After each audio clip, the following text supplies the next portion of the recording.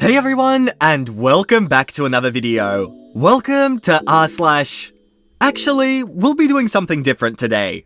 We'll be looking at posts made by one single user /OlderSparky. Now this person has some great stories. This person was an electrician for many years, and now it seems like they've retired to write stories on Reddit. They even have their own subreddit /OlderSparky, which you can check out to see all the stories.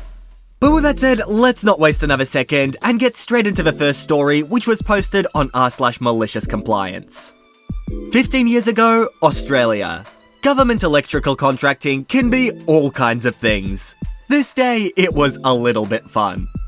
Background: we had a job to upgrade the switchboards in an office block. The plan, given to us by the government, called for 2 suites of offices to be done at a time. On weekends only, specifically Saturdays only.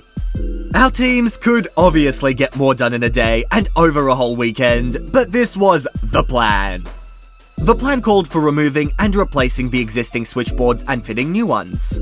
For the Sparky's reading, the old boards in this building had no RCD RCBOs, so the apprentices should have some fun helping chase the problem circuits. The planned schedule was communicated in advance to the suites that would be affected, 1 month prior, 1 week prior, and the day before. Important to note that once we started a switchboard, there would be no power in the chosen suites until we finished. This fine Saturday morning, it was 7 AM on day 1 of the plan. The rest of the crew were due in about 30 minutes with all the gear. The 2 suites we were doing that day belonged to the same government department. Each suite had 5 offices with windows that saw into the central open plan space. About 20 people worked in each suite. So, 7 AM, I'm drinking my coffee while standing at the switchboard of Suite 1. It's on a wall in the open plan, I can see into the offices. In walks a person from the suite's front doors. They stop dead when they see me. Person 1, sounding surprised and annoyed. Who are you, and what are you doing here? I'm thinking, uh-oh, they didn't read the plan. Me injecting some happy into my voice. Good morning, I'm just doing some electrical work here today. Have you seen? Gets cut off before I can mention the plan. The person, now just annoyed. I don't have time for this, just get on with it. Person heads into the office labeled manager and turns on the lights. So, they're now manager for this story. Pause here for a sec. Okay, so as an office worker, if you're unexpectedly met by an electrician in your office who says they're doing work, you might have a few questions like, is it going to affect me and how long will it take? I like to give people the benefit of the doubt, so I go over to their office and try again. Excuse me, the work here today is, again, don't get to bring up the plan. Manager, annoyed and dreary sounding. Look, can you just do your work and leave me alone? And here we are. Delicious compliance. I go back to the switchboard, head hanging in shame. I've failed. Not really though, because I've been at this rodeo before. See username. I go around to each office and turn on the lights, because I can hear the chimes of manager PC turning on. This is purely for effect. I already have the open plan lights on. Back to the switchboard, I put my finger on the circuit breaker for power in the manager's office, waiting until the PC has booted. Flick, power out. Manager's UPS begins its beeping. Choose another breaker, flick, lights in the manager's office go out. The manager calling out, hey, what are you doing? Flick, lights in the next office go out. After all, it wouldn't be malicious compliance if I didn't follow their directive. The race is on. I have a finale planned. How many office lights do I get to turn off before it happens? 2 more. And then manager is out of their office and standing 2 meters from me glaring. I put my hand on the big black main switch. The manager, quite vexed. I said, what are you doing? Me, straight face, and looking manager in the eyes. We're doing the switchboard changeouts outlined in the plan. You're on all the emails I've seen. I turn the main switch. It makes a satisfying ka-chunk sound.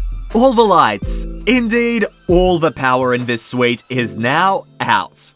All the other UPSs join in, underscoring this scene with their nice beeping chorus. From the light coming through the windows, I see realization dawning. The manager turns, heads to their office, and gathers their things. Dear reader, remember when I said, the 2 suites we're doing that day belong to the same government department. Manager has 2 doors to choose from, the front door or the interconnecting door. I feel like you've guessed which door they chose. At the time, I was kinda maybe hoping that they would choose that one too. After turning off the UPSs, I head outside to wait for the team. 15 minutes later, I'm recounting the events to the others. We have a laugh. While they start gathering the gear, I feel 25 minutes is enough time to have logged in, checked emails, reread the plan, and leave. I head to Suite 2. Manager is in an office busily typing away. Oh dear. I head to the switchboard, grab the main switch. Manager is looking at me now. Me, looking manager in the eyes again, call out with actual sincerity. I'm so sorry about this. Did you want to save your work first? Manager seems to be saving, so I wait. I'm not a monster. I wait until they have their hand on the front door, then ka-chunk? Aftermath? None. I mean, what could the manager do in the face of the plan? We had a great day, and the apprentices got some solid electrical experience. Addendum, 5 weeks later, I walked into Suite 9 at 7 AM. In this 5 weeks, I'd learned that manager had been seconded to another department located in Suite 9. Again, I'd been kinda maybe hoping. Manager did not disappoint. When I saw them in their office typing away, in full breach of the now 5-week-old the plan, I will here admit that the monster won. Ka-chunk. And hey, don't mess with an electrician. They are literally the difference between you being able to watch a YouTube video and not being able to watch that YouTube video. I mean, you do also get other important things like lights and all other electrical devices, but that's secondary to YouTube videos. And here's our next post by the same user, but this time from r/ProRevenge. We had an older hospital where, over time, we'd been upgrading their CCTV, security door access, and nurse call paging systems. I'd been at this company for a few years, but they'd been doing all the Sparky work here for over a decade. So we knew the whole place really well. The buildings, the people, the staff positions and job roles, everything. I worked there a lot, so I got to know the drama, politics, and secret affairs too. Also, voices carry into ceiling spaces. This has been a public service announcement. I got to lead a team in building and maintaining each of the new systems. These systems had been chosen because they could all work together and achieve the client's needs. And they were networked. They were also standalone because government IT didn't want the third-party gear on their networks. We had to install all the infrastructure and equipment.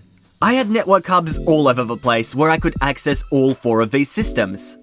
The summary, I had admin/installer access to 170 plus cameras, over 520 doors and gates, the security system, and the hospital-wide paging system. All names are changed and technical details have been simplified. One Tuesday, I was sitting at one of my network hubs doing my regular testing and maintenance. I'd just been checking the CCTV, watching Janine do the lopsided, stumbling walk she does in high heels. I believed I'd done enough continuous work at 10 AM to deserve a treat. That morning, Nancy, a nurse in pediatrics, had brought cupcakes in for the ward staff. Nancy had kept 2 individually packaged cupcakes aside for me, clearly labelled with my name in the ward staff room fridge. I walked for 5 minutes over to the ward, humming my I'm about to have cupcakes song. It's based on a Proclaimers track. Opened the fridge, no cupcakes. I mean, there were maybe 20 still there in a big clear Tupperware container, but mine weren't. Not the ones Nancy set aside. Before I just lose my hit altogether and flip that frickin' fridge over, I'd better go check to see if something dire has happened. Maybe one of the kids needed these particular cupcakes to stay alive. Maybe these 2 cupcakes saved the planet. Work is forgotten and the investigation begins. I speak with Nancy. First, I ask if she saw that Janine was wearing heels again. We both have a chuckle. Then I bring up the cupcake situation. We go through the whole, they were there before, and the checking of the fridge so Nancy can confirm my story. It's like she doesn't understand that I wouldn't joke about this. We begin interviews. No one on the ward is owning up. We believe them. Someone not of this ward has taken my cupcakes. The pediatrics nurses are livid. Myself and my team want answers. It's a funny thing, once cameras and swipe doors have been in a while, people forget all about them. Forget that they're always watched. Forget that doors have logs to see who went where and when. Forget who put them all in. Back to the hub I go. A quick audit of door access reveals that Jerry went into the staff room between the relevant times. Not yet. Don't lose your ever-loving ish just yet. Do the due diligence. Checking the CCTV, I see Jerry walking out of the staff room, carrying a bag, wiping his mouth. Rewind, pause, zoom in. Frosting. The hub's rack did nothing wrong, so I step back and stare at the wall. The first 8 thoughts get caught by the filter. I calm down a little and head back to my nurses.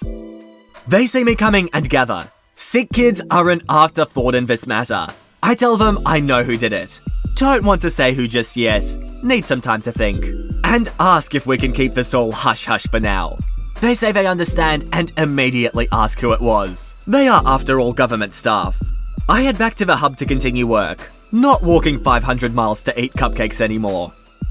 As I'm swiping my card across the reader, in that 1 second it takes the red light to turn green, a plan starts to play like a cinematic in my hand.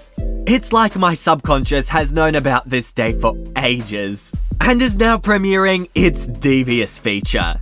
It screens of permutations, possible flaws, ramifications. I'm not sure how long I stared at the door, rewinding, pausing, fast-forwarding. The plan is beautiful. And I promise my brain a cupcake soon.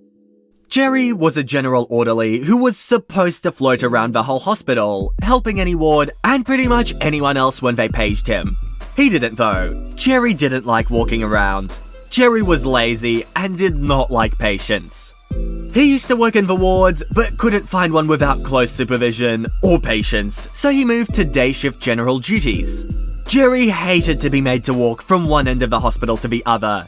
And Jerry frickin' hated the swipe cards and the electronic door locks. Some people just don't get technology. Some people just hate change and love to complain about it, while not taking the effort to learn how to work it. While responding to maintenance tickets, I'd had to listen to Jerry whinge numerous times about doors. For this and other reasons, I didn't like Jerry.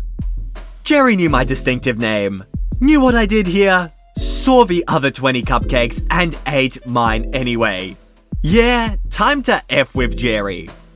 At the hub, I made the necessary improvements to my systems, select a variety of well-chosen doors, set auto-paging for different areas, create different calendars, set some automated conditions so everything swapped and changed around. Once I'm set up, with the program on hold, I go see Nancy. I need to give Jerry a chance to own up, even though I'm pretty sure he won't. I ask Nancy to page Jerry so she can ask him about the cupcakes. Nancy isn't surprised it's Jerry and is on board. The other nurses gather and ask what's happening. I tell them that Jerry's about to work off some of the belly. They aren't surprised it's Jerry either and swear secrecy. I walk to the maintenance manager's office while Nancy summons Jerry. I go into the maintenance manager's office grinning. All he says is, "What?" with a smile. He knows me, we've worked closely together here for a while. We're mates, and he's seen that look on my face before. I ask him to print out any maintenance tickets generated by Jerry for card, door, gate, or pager issues, but not to action them. I'll pick them up while I'm here doing other work and deal with them personally. When I tell him about the cupcakes and my plan, he's not only on board, he laughs so hard he has a coughing fit for about 25 seconds. I head back to check in with Nancy and find that Jerry has, ever so accommodatingly, denied all knowledge. What I'd created in my systems was a randomized intermittent program, all focused on Jerry's card. A program that would send Jerry's pager a message to go somewhere on the other side of the complex.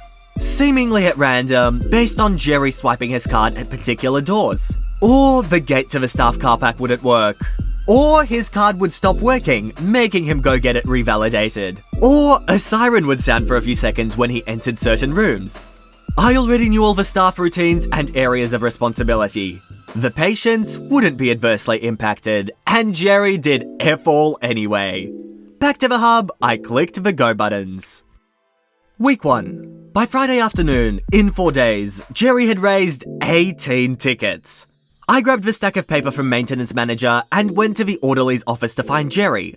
While I gently fanned the tickets, he listed all the weird things he'd been experiencing. He was explaining how the duty nurses were getting annoyed at his unexpected arrivals when I interrupted him, to ask if he'd seen anyone take my cupcakes from the pediatrics fridge on Tuesday.